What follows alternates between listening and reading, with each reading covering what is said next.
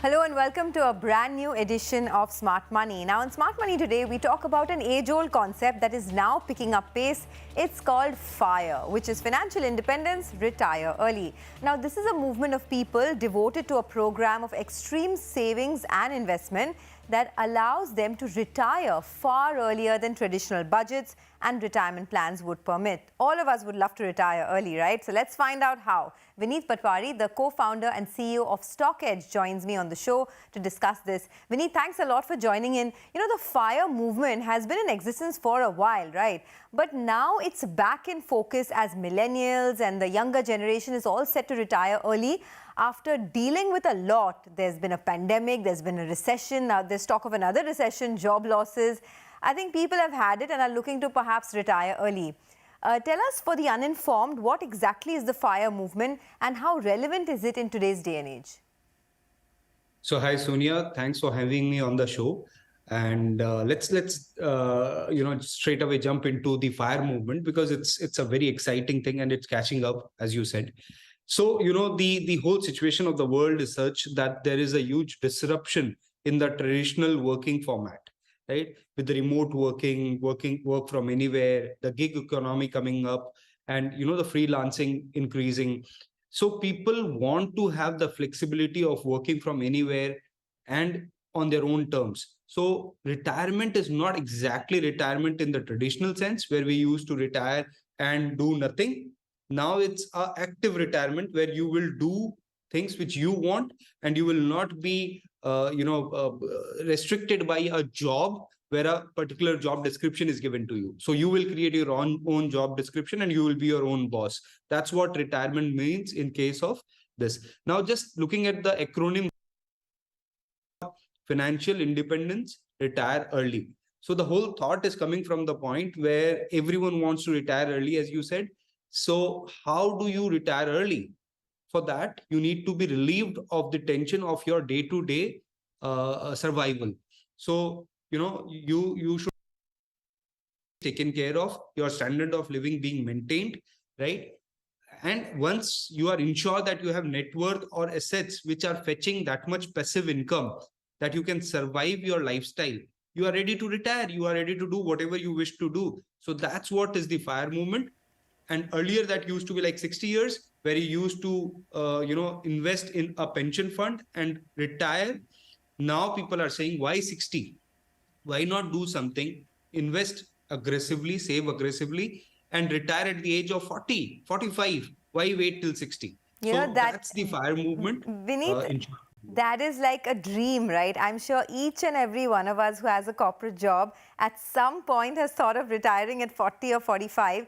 But the question that always, crops up on my mind is, how do I calculate the amount that I need to retire early? Because I would know what my expenses are today.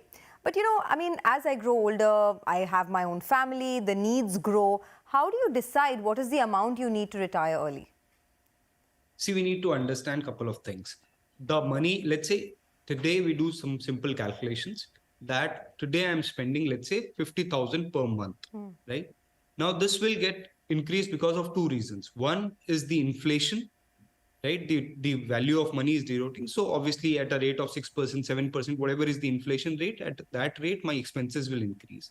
The other is my aspirations, right? So my aspirations will also increase. Today I own, let's say Alto. Tomorrow I want to own a more expensive car. So aspirations will go up and certain new expenses will also come up. Like, for example, when you will have kids, you want to have holidays abroad, etc. All of that. So your inflation plus your aspiration. So your aspirational inflation, right? You need to give it a value. So today, let's say if you are spending 50,000 rupees, you need to say that 6% is the normal inflation. Another 3-4% is my aspirational inflation. So this 50,000 has to be compounded. Let's say I want to retire after 15 years from today, right?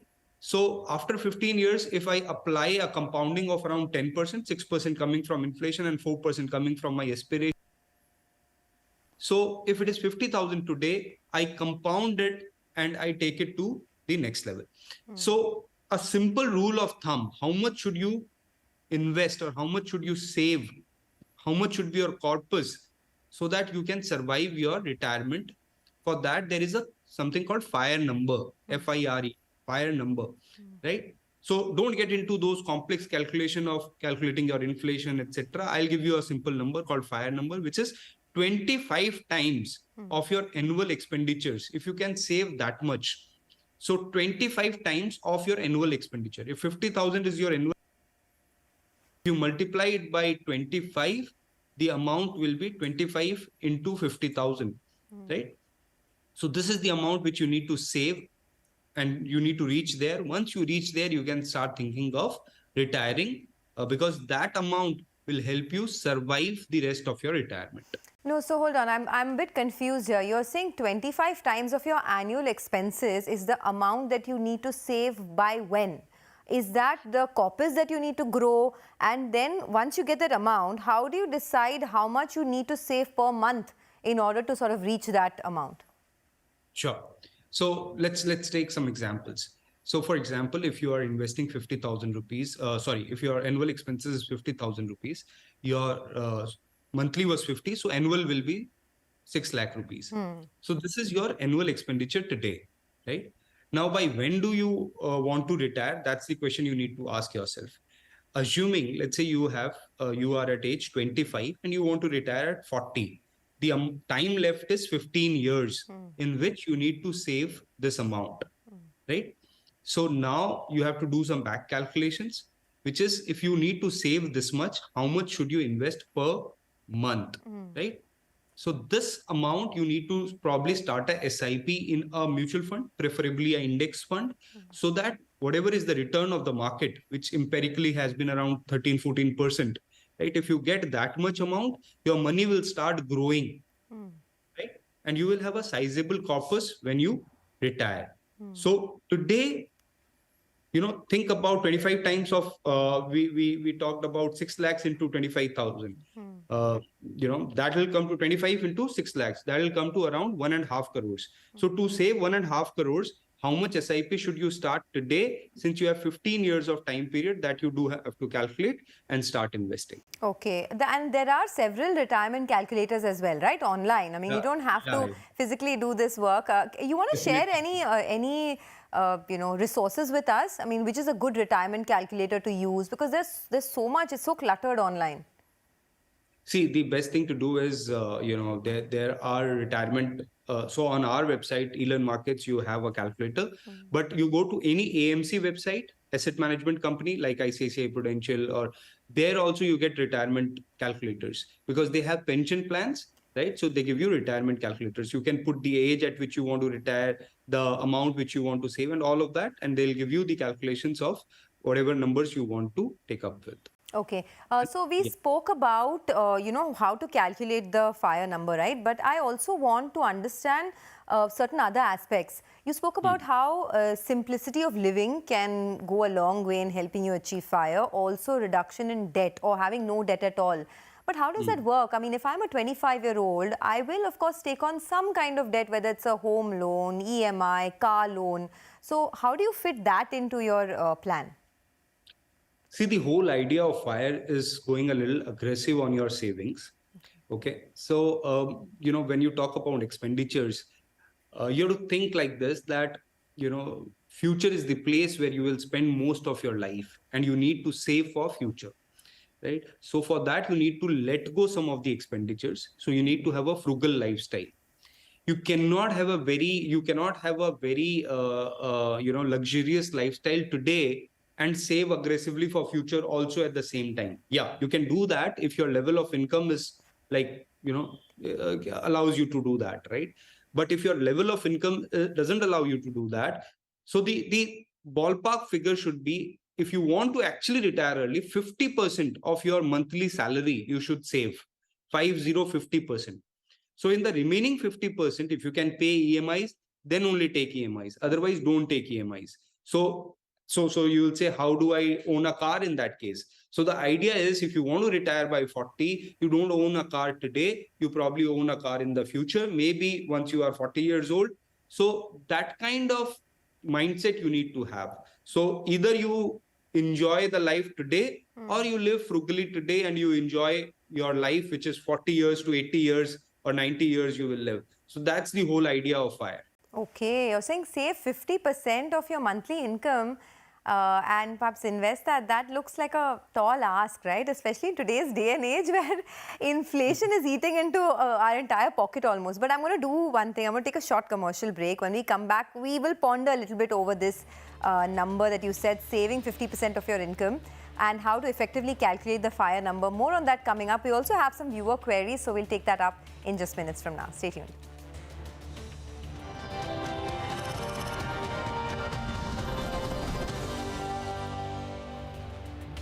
Welcome back to Smart Money, a perennial topic on everyone's mind. At least every person who has a corporate job is thinking about this. How do I retire early, right?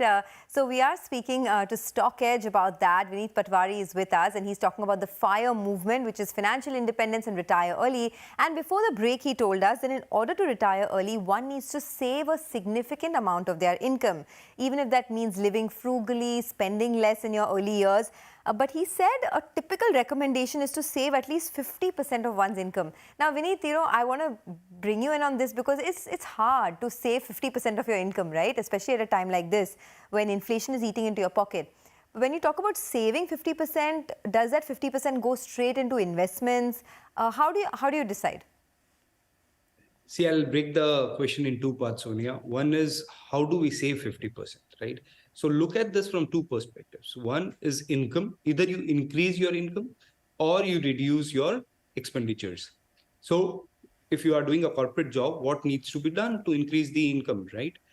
This is a question which is getting answered more and more at this point of time, because see, the corporate structures are allowing you to work from home, remote works, etc. So people are doing freelancing, people are doing moonlighting, people are doing, sidekicks to have a second stream of income, right? And this will become a norm rather than an exception in times to come. So you add a stream of income, that's number one. Number two, you reduce your expenditures by, looking at alternatives. For example, owning a home versus rent.